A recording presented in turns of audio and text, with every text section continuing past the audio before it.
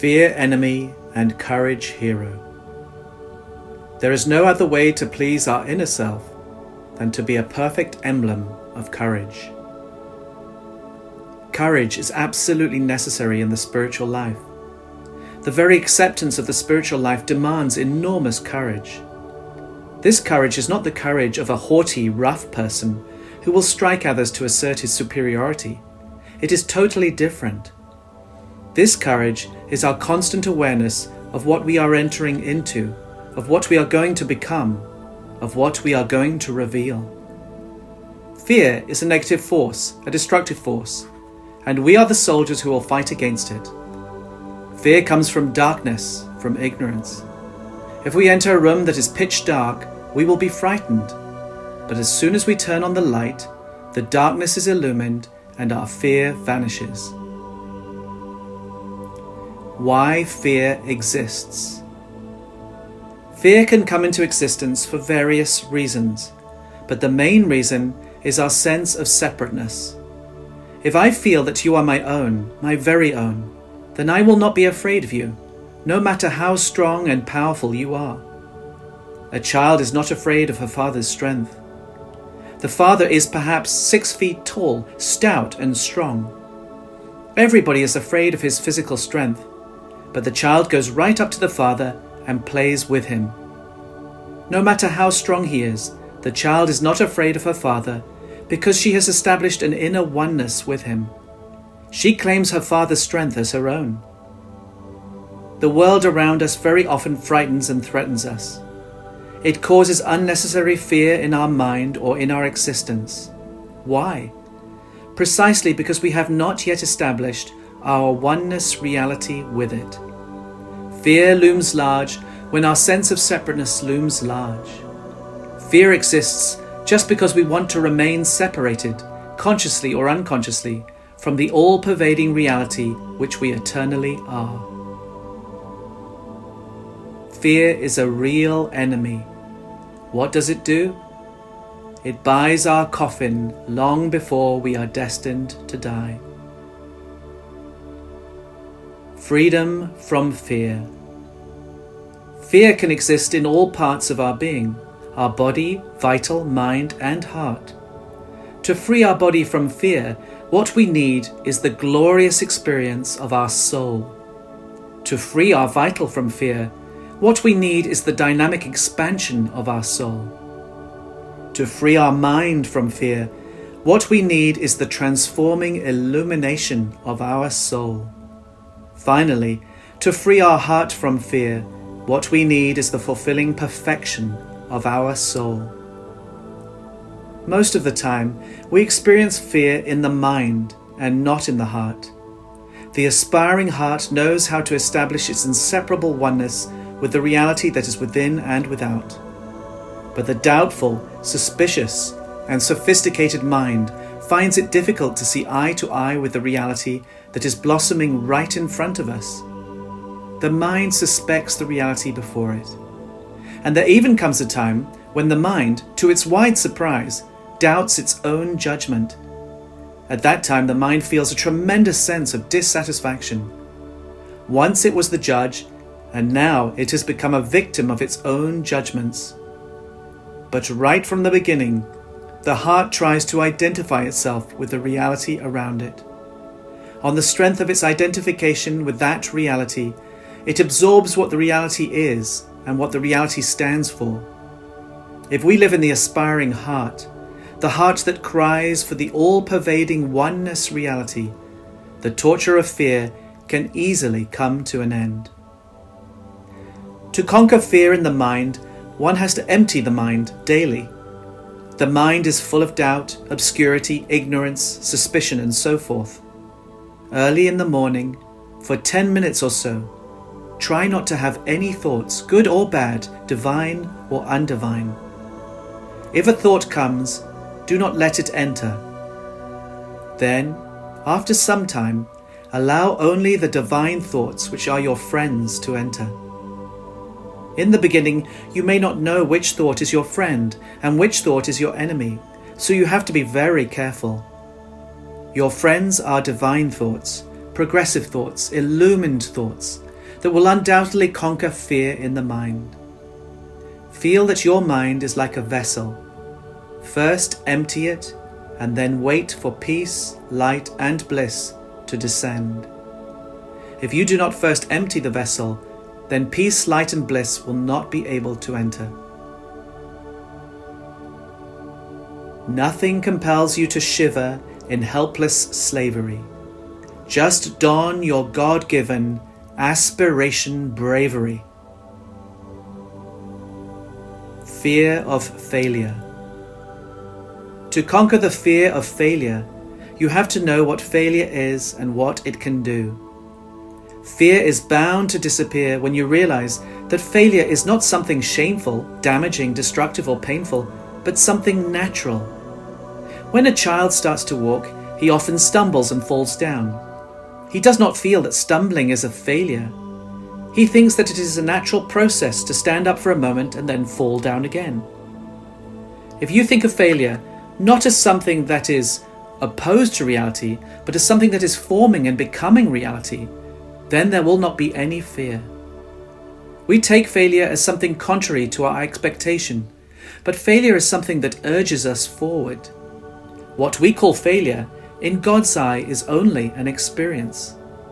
We must always take failure not as a finished product or as the culmination of an experience, but rather as part of the process of experience. Let us say that you have worked very hard to achieve a particular result, and you fail. Instead of giving in to waves of disappointment and despair, try to see the divine purpose in your activity. Perhaps it helped you to increase your patience, wisdom, and other divine qualities. If you adopt this approach, you will be able to go beyond the crushing blows of failure. Fear of the inner life. Sometimes people are afraid of spirituality itself. If they knew the real significance of spirituality, they would in no time embrace it. Spirituality shows us our goal, and that goal is the realization of the infinite within us.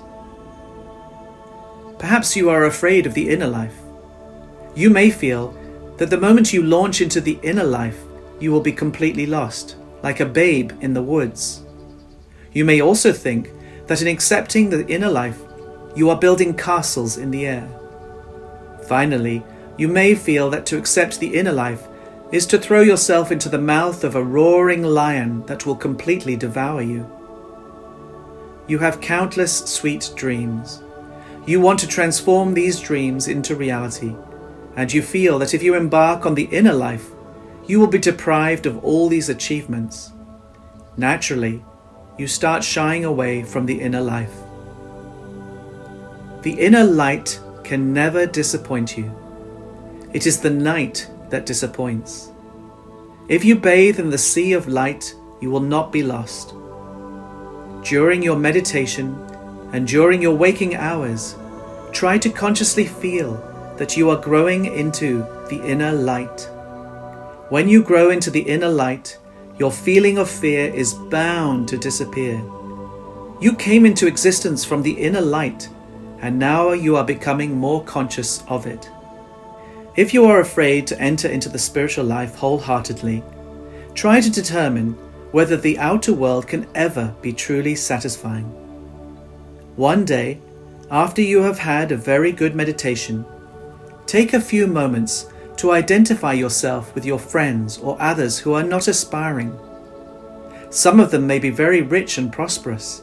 Some may have big families. But have their lives brought them real happiness or merely frustration and sorrow? Then examine your own life. You may not have millions of dollars, but you are the happiest person. What has made you happy? Your aspiration and meditation. The spiritual life can never be an artificial life. Spirituality is something natural and spontaneous. It tells us that we need not be bound by frustration, fear, and anxiety. It tells us that if our outer life is full of misery, frustration, defeat, and limitation, it is equally true that we have within us an ideal life which is all harmony, all perfection, all fulfillment. the inner life most gladly, cheerfully, and devotedly wants to be the living bridge between our present life and our ideal life.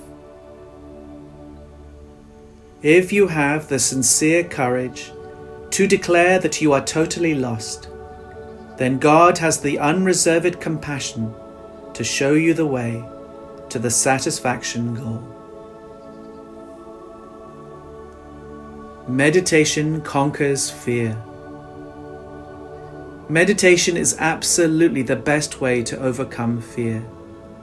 In meditation, we identify ourselves with the vast, with the absolute. We are afraid of someone or something because we do not feel that particular person or thing is a part of us. But when we have established our conscious oneness with the absolute, we feel that everything is part of us. And how can we be afraid of ourselves? If we are afraid of someone, it is because we have not enlarged our consciousness to include them. We feel that the other person is a stranger to us. I am not afraid of any of my limbs because I claim them as my very own. When we practice spirituality, we try to enlarge our consciousness until it pervades the length and breadth of the world. With our conscious awareness, we become one, totally one with the universe. When we become consciously one with the universe, there can be no fear. The very purpose of meditation is to unite, expand, enlighten, and immortalize our consciousness. Most of the time, when we talk to our friends or move around, we are not consciously aware of the divinity within us. But when we are meditating, we are consciously trying to be aware of our inmost divinity. Divinity is not afraid of humanity because divinity has infinite power. When we have free access to divinity, when our entire existence, inner and outer, is surcharged with divinity's boundless and infinite power, how can we be afraid of humanity? It is impossible. How to conquer fear. Sit at the feet of your illumining consciousness light. This light has the adamantine willpower to protect you, perfect you, and liberate you. God the love. Where there is love, real love, there can be no fear. Why do we fear? We fear because we have separated ourselves from God's love, and we are apt to think of God the omnipotent, not God the all-love. But even the omnipotent God is not a God that threatens or strikes us with an iron rod every time we make a mistake. There is no such being as God the tyrant. There is only one God, and that God is God the love. This God does not punish us. This God is constantly shaping us in His own way. It is He who is the doer, it is He who is the action, and it is He who is the enjoyer, both in the action and in the result. We feel that we are the doers, and that if we do something wrong, God will punish us mercilessly. This is not so. It is God's dream that each individual embodies. It is God's reality that each individual has to manifest here on earth. It is in each human being that God's reality lives. Since we are praying to God the Almighty, meditating on God the Almighty, why should we be afraid of anything or anyone? A child feels his mother has all the power in the world. When he is afraid of anything, he runs to his mother because he knows that his mother has utmost affection for him. You are a spiritual child of God. So when you are attacked by any kind of fear, immediately try to run toward the sweet Supreme, who is all compassion, all love, all blessings.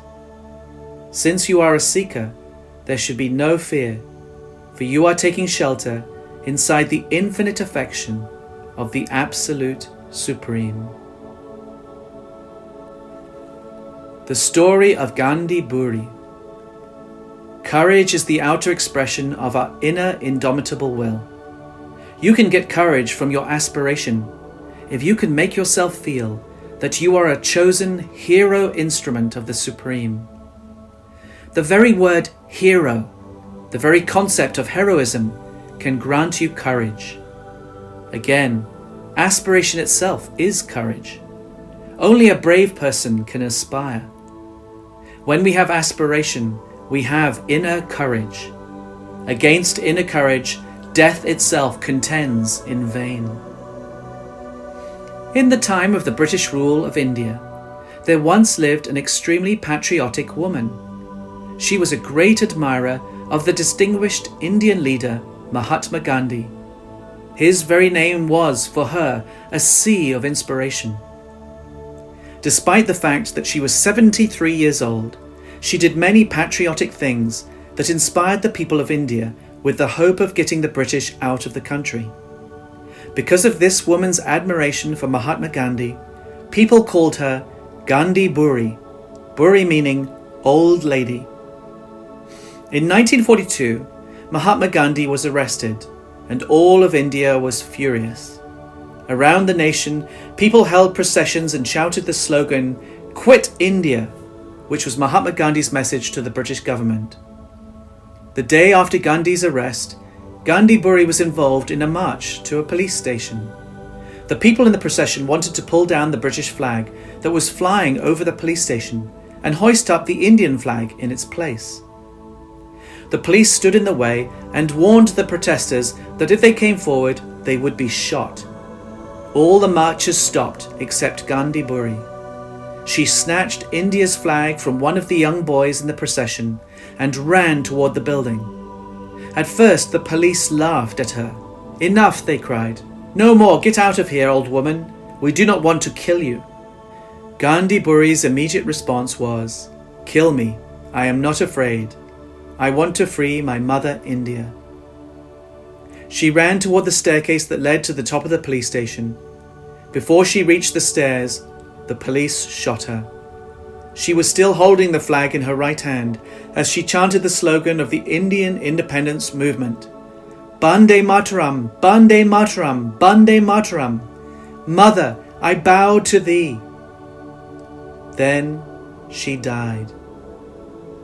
This old woman was so courageous that she gave her life for her country. From that day on, many of the people who were in that procession dedicated their lives to the freedom of India.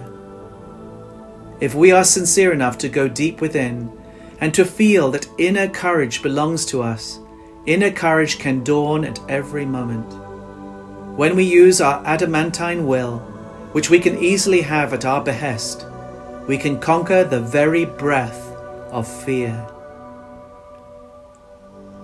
To rise triumphantly out of every trial, what we need is inner courage. Inner courage is the constant acceptance and fulfillment of God's will.